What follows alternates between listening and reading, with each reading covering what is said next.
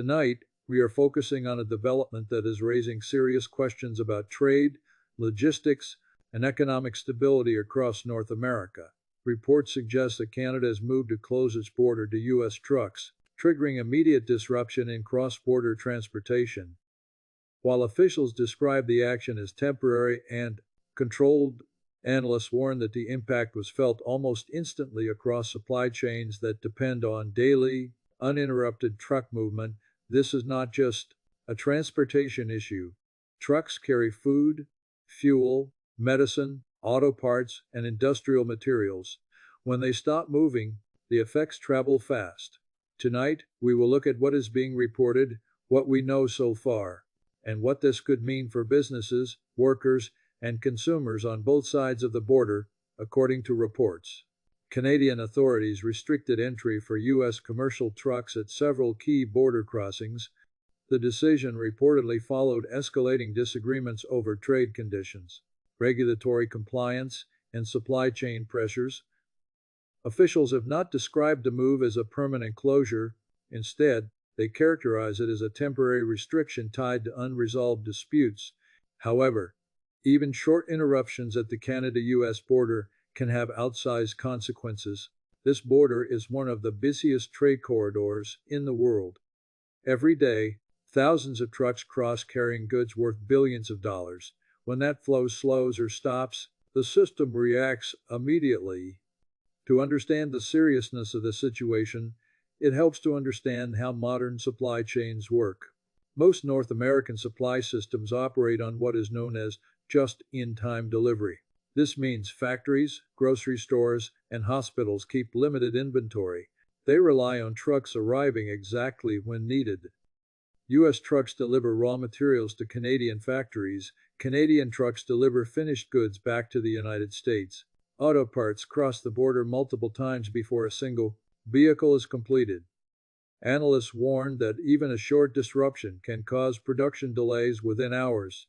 Reports suggest that within hours of the restriction, long lines of trucks formed near major border crossings. Logistics companies began rerouting shipments, while others simply paused deliveries. Some manufacturers reportedly slowed production. Food distributors warned of potential delays. Fuel suppliers monitored inventory levels closely. This reaction highlights how tightly connected these systems are. There is little room for delay. The phrase, supply chain collapse, does not necessarily mean everything stops forever. Analysts use it to describe a rapid breakdown in coordination. When trucks stop, factories wait for parts, warehouses fill unevenly, retailers face empty shelves in some areas and excess stock in others. The system becomes unbalanced. Analysts warn that once imbalance spreads, it takes time to correct. Even after borders reopen, several industries are especially vulnerable. The auto industry depends on cross-border truck traffic more than almost any other sector. A single missing component can halt an entire assembly line. Agriculture is another concern. Fresh produce, meat, and dairy products rely on fast transport. Delays can lead to spoilage and waste. Healthcare systems also depend on daily deliveries of medical supplies and pharmaceuticals. Even short disruptions raise concerns about inventory levels. Financial markets reacted cautiously to the reports. Transportation and logistics stocks showed volatility. Investors began reassessing risk in cross-border trade operations. Analysts warn that markets respond quickly to uncertainty, even when official details are limited. The concern is not only the current restriction, but the possibility of repeated or extended disruptions. For Canada, the decision carries economic risk. The U.S. is Canada's largest trading partner. Restricting truck access, even temporarily, puts pressure on exporters who depend on U.S. markets. Analysts suggest that Canada may be using the restriction as leverage, but warn that leverage works best when carefully calibrated. If disruptions persist, Canadian producers may face canceled orders, delayed payments, and higher transportation costs. For the United States, the impact is immediate and widespread. Many U.S. factories rely on Canadian inputs. Energy supplies, lumber, metals, and auto parts flow south daily. Retailers also depend on Canadian products, especially in northern states. Analysts warn that alternative supply routes cannot be activated instantly. Rail and maritime shipping lack the flexibility of trucking. This could mean higher costs and slower delivery times. This situation unfolds at a time when global supply chains are already strained. Conflicts, extreme weather, and rising protectionism have reduced resilience. Analysts warn that systems operating near capacity are more vulnerable to shock. A disruption in one region can trigger ripple effects elsewhere, especially when trade routes are highly concentrated. While officials emphasize technical and regulatory reasons, analysts note that border controls are inherently political tools. They signal dissatisfaction. They apply pressure, but they also carry consequences. Once trade becomes uncertain, businesses begin planning for alternatives. Those plans, once implemented, are rarely reversed. One of the biggest concerns raised by analysts is the lack of a clear timeline. Without a defined end point, companies cannot plan effectively. Temporary measures become long-term risks when uncertainty drags on. Even rumors of extended disruption can cause companies to slow investment and hiring. For ordinary people, supply chain disruption often appears quietly at first. Prices may rise slightly, some products become harder to find. Delivery times increase. Over time, these small changes add up, affecting household budgets and consumer confidence. Analysts warn that supply chain stress often hits consumers last but hardest. History shows that border disruptions, even brief ones, have lasting effects. Previous trade slowdowns led to weeks or months of recovery time. Analysts emphasize that prevention is far less costly than repair. The coming days will be critical. Will negotiations ease tensions? Will restrictions expand or narrow? Will businesses adapt quickly enough to avoid deeper disruption? Much depends on communication, compromise, and clarity. As this situation continues to develop, one fact becomes increasingly clear. Modern supply chains are built on constant motion. When that motion is interrupted, even briefly, the effects travel far and fast. Reports suggest that Canada's decision to close its border to U.S. trucks has already exposed just how delicate the balance of North American trade really is. At first glance, a border restriction may appear to be a controlled, technical action. Officials may describe it as temporary, targeted, or limited. But analysts warn that supply chains do not respond to intentions, they respond to reality. When trucks stop crossing, goods stop moving. And when goods stop moving, systems designed for speed and efficiency struggle to adjust. This moment matters because it highlights a deeper vulnerability.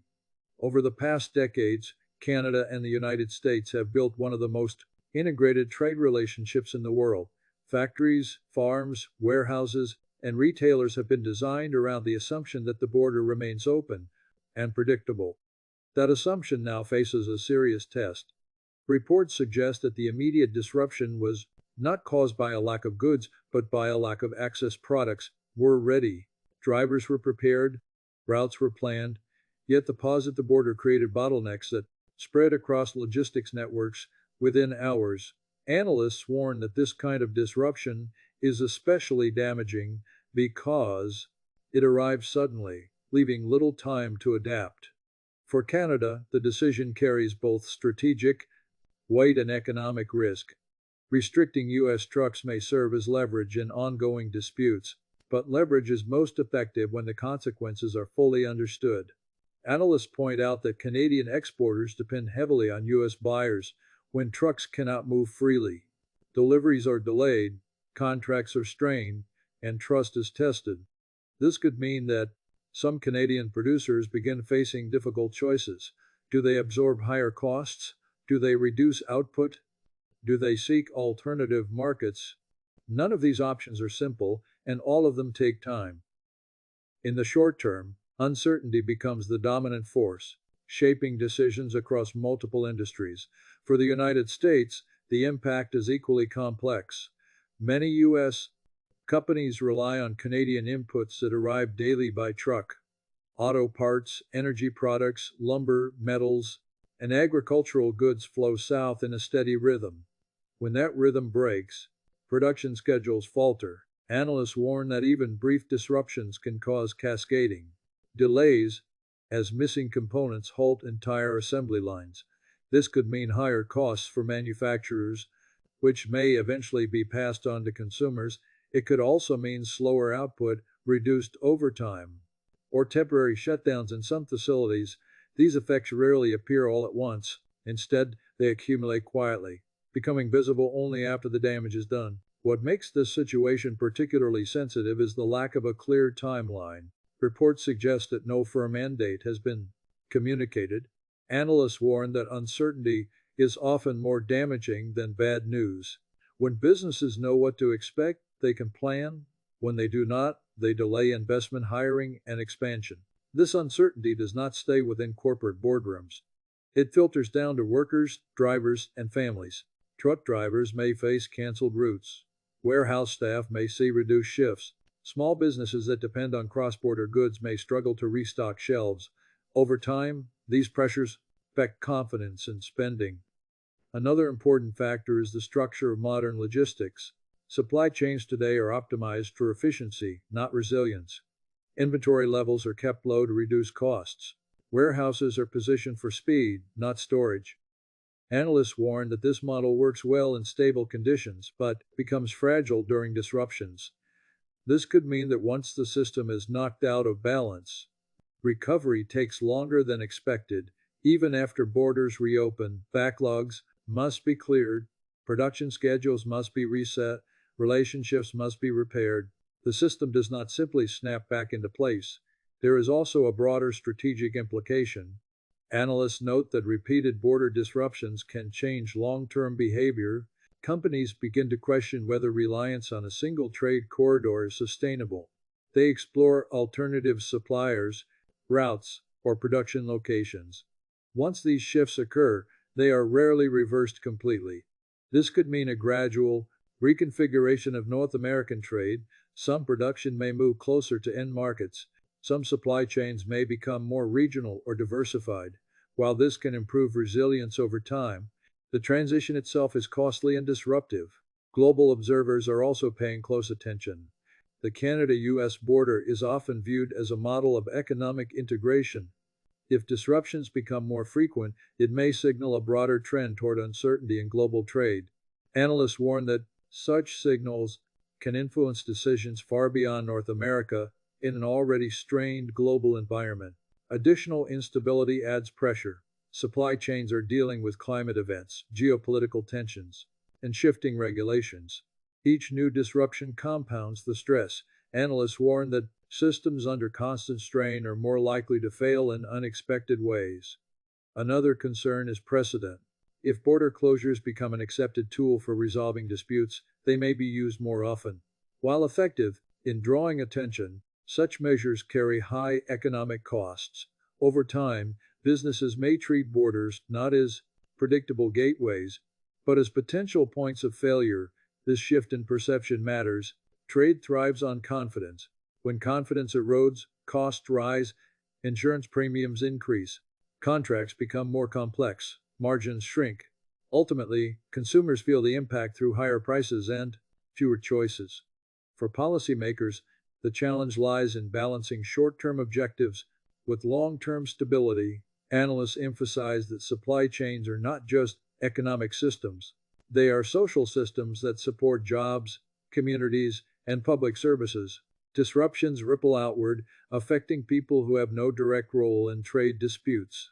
As negotiations continue behind closed doors, communication will be critical.